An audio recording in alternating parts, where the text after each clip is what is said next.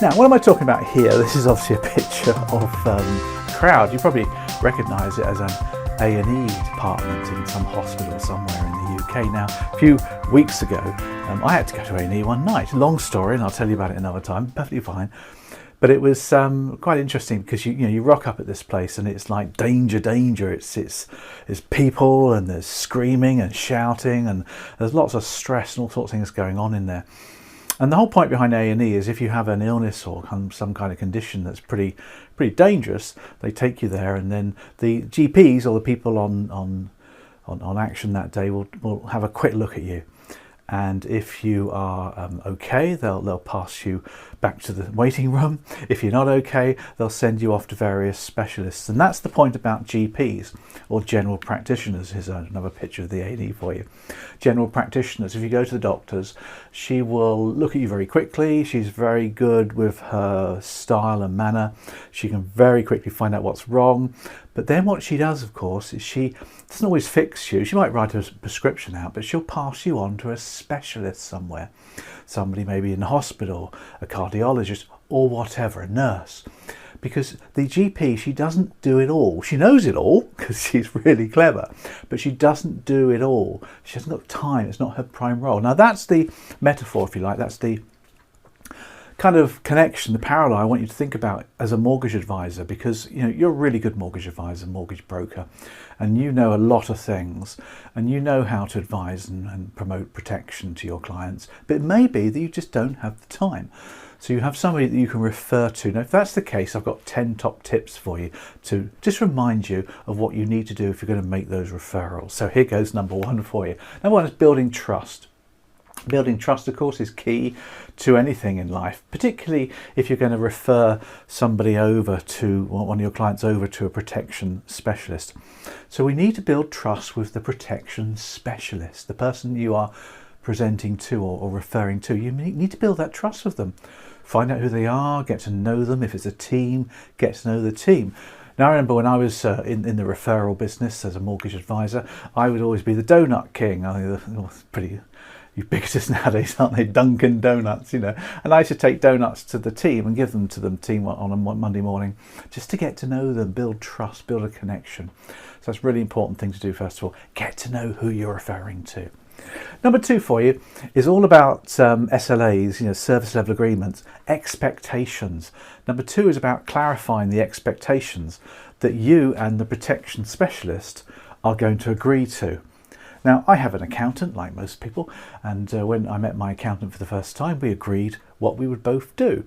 I would send him a file of the backup, the financial accounts backup. I would do all the accounts, the books, and I would send him a file at the end of the year, and he would then press a few buttons with his specialised software and produce the accounts for Companies House, etc., corporation tax returns.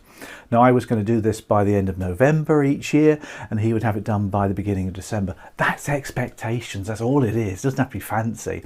But you need to clarify expectations.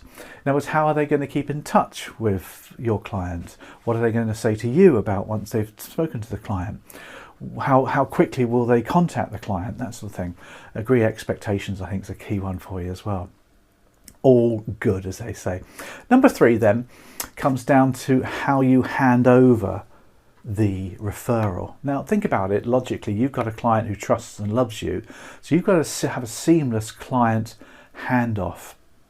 Now, one of the best metaphors for this is rugby. I'm a big rugby fan, as you know, and a big Gloucester rugby fan. And we had a good victory at the weekend, didn't we? It was the first one for a long time. But one of our greatest players of all time, a guy called Danny Cipriani, he was a great passer of the ball. There's a lovely photograph. Let's move out of the way so you can see that. The lovely photograph of Cipriani doing his thing.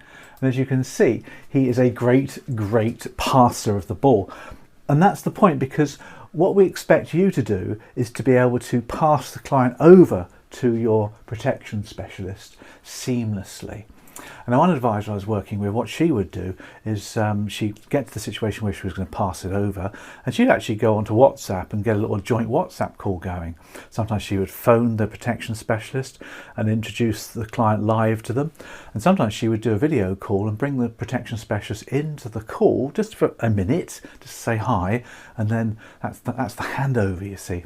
I think that's a really good thing, because you want your client to be looked after and you want the protection specialist to have the best chance of giving some really good advice, don't you think? I like that one, don't you? Number 4 is value proposition. Value proposition here for you. I've talked about this a lot. This is where you introduce yourself at the beginning of meeting your client and you shower them with the value that you provide. It's often called an elevator pitch, value proposition, call it what you like. We have a lot of compliance to do here, of course we do. But it's here that you tell the client how you work. And it's here that you introduce yourself as a mortgage specialist. Your job is to help people to get the right finance to buy their house. But you want to make sure that the house is fully protected in case life throws anything at you that could stop you from owning the house, such as flood, death, illness, that sort of thing. You want to make sure that people are fully looked after. And to help with that, I have a team of people over at XYZ, and they handle those things for me, and we'll be talking to those people later on in our process. So introduce the team at that point, I think, is the key issue there, isn't it? Introduce the team. Okay, so that's the value proposition. Next one for you, number 5, is to automate the referral. Automate it. What I mean by automating the referral, what I mean here is when you do the referral and you pass it over obviously to the person that's doing it, make it seamless for you with some tech. Let tech do the heavy lifting. Now, a lot of people I work with who advise on protection and refer across, one advisor, what he would do is he was conscious that the protection advisor needed to have information about the client. So he would have obviously a CRM system and a fact find system, so the protection person could read the fact find. But often you see the fact find doesn't include all the right information. It doesn't include the soft stuff, the subtle information that makes all the difference. The aspirations the couple have for their children, for example. The holidays they enjoy doing at weekends and the breaks and things they like to have. And the hobbies they can. That's not on your fact find, you see, because it ain't. So what he used to do is do a little MP3 recording. He used to use Otter AI. I use Otter. Gets his phone out and does a little recording of all the soft information that he gained at the fact find. It's only for 5 minutes or something, and presses a button, and the MP3 file then zooms off to the protection advisor. It's kept on file, so it's all confidential. And the protection advisor then just has to listen to that MP3 and gets all the information they need to be able to start advising and giving protection advice. You see, that's the thing. Although you're going to pass over to a protection advisor, a protection specialist, you don't lose the responsibility. Coming on to that one in a minute for you. That's really important. In fact, that comes nicely on to number 6, which I call sell the gap, because you do have to do the selling. You can't just wash your hands of this. I'm not even going to mention protection because, Mary over at so-and-so deals, but that's wrong on all levels. Your client will expect better of you. You do have to sell the gap. In other words, highlight the protection need with the client and get them to think about the need for it, to coach it, get the client to need it, want it, get budgets for it, that sort of thing. You do have to sell the gap. Of course, there's 2 places in which you would sell the protection gap. And get the conversation started about the need for it. The first one, of course, is at the decision in principle meeting, when you're talking about affordability and you talk about income and how resilient somebody's income is. And somebody needs an income, of course, to get a mortgage. And you talk about income and expenditure to work out what they can afford. You see, to have a mortgage, you only need 3 things, don't you? You need an income, obviously. You need a deposit. And you need a credit score. Those 3 things are all you need for a mortgage. But the income, you see, the key thing about the income the client has is it's got to be sustainable. It's got to carry on for a few years because, the lender wants payments every month, don't they? They don't just let you off after the first couple of days. Therefore, that income needs to stay and go up, obviously, but it needs to be there all the time. And you need to find out from the client, you need to stress test it. How resilient is that income? Do you have sick pay from work? Do you have life assurance from work? If not, why not? We need to talk about it. So it's really income protection, IP and FIB, of course, at the DIP. A lovely stream of acronyms there for you. And if you know, of course, what these mean, you understand that. So that's monthly income on death, and that's monthly income on illness. You should have that. You should talk about it at the decision in principle meeting. And then, of course, the actual life assurance protection comes around normally at the fact find. That's when you'll do something like the Lifeline, which is that great tool to highlight the client's life. So make sure that you do sell the gap before you pass it over to the protection specialist. You don't want them doing huge amounts of work and they may not be successful. It's your client after all. Number 7 for you, assume the close is my best one. Now, this is something we talk about a lot in advising. A lot of advisors, they still ask the client to do things, you know. And one of my favourite TV shows on at the moment, it's being repeated on BBC iPlayer, is Suits. You've probably seen it. It stars our wife of the next king's brother, if you know what I mean, Meghan Markle.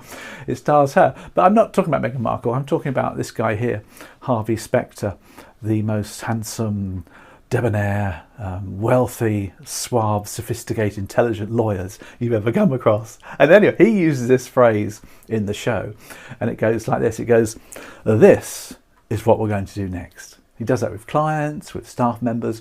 This is what we're going to do next. If such authority and panache, people just go along with it. Now that's what you should do as an advisor.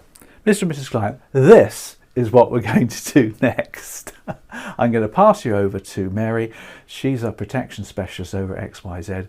And that then comes nicely on to the right words, number 8 for you, coming to the last few here, the right words. When you do the handover or do the referral, make sure you've polished the words that you're going to use. So what I'm going to do then, Mr. and Mrs. Khan, is pass you over to Mary.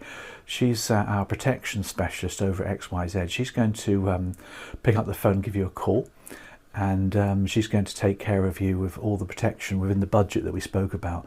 She's got access to systems and software that can blow your mind. It can access all the insurance companies, many, many more than you could ever think of doing. She gets some really good rates for you, and she's going to come up with the right protection advice for you. So she's going to give you a call, and I'll give you a buzz late next week to see how you got on. So it's just the right words, isn't it? That's all it is. It's just the right words. And of course, that comes quite nicely on to number 9, which is the follow-up as well. Make sure you follow up. Don't wash your hands of this. Talk to the client the following week. How did you get on with Mary, by the way? What did you get from that? What benefits did you get from that call? Automate the follow-up if you want to. Obviously, your CRM system. If Mary over XYZ has access to it, she can type in what she's done with the client and what was the outcome of her meeting. If you're in the same firm, for example, that's probably pretty easy to do. If you don't, then make sure that you contact the client, because they are, remember, your client, and you're going to look after that client forever now, aren't you? You're going to change the way you operate as a mortgage advisor. Now back to my GP analogy earlier down at the A&E. Of course, the NHS have got an app for this, you know. So what they did with me at the A&E, they filtered it into the app, and my GP at Leckhampton, she would have read it and update herself on exactly what happened. So she's kind of automated the follow-up as well. And the last point for you, in which I've kind of mentioned it a few times really, isn't it, is own the whole thing, own the client journey, number 10. It's your client, remember. The protection specialist is there to help you.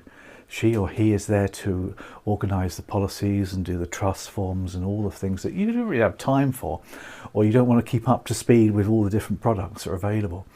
So that's why you pay them a referral fee probably, or they pay you a referral fee or something like that. You share the commissions, I'm sure. But they're your client.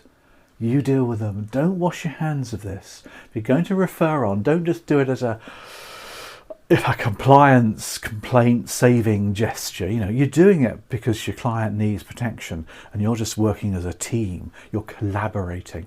And I think that's a key last moment there for you as well. So that's the 10 tips for you. And at the A&E, of course, it was hell on earth, but it was fine. You know, you have to put up with it because, you know, they've got a lot of people to talk to and see, and the triage system worked really well. I think I was there all night. I arrived at like 12 midnight. I was there till about 9, 10 the following morning. But they fed me, so that was all right, and it all worked out fine. I hope you enjoyed that.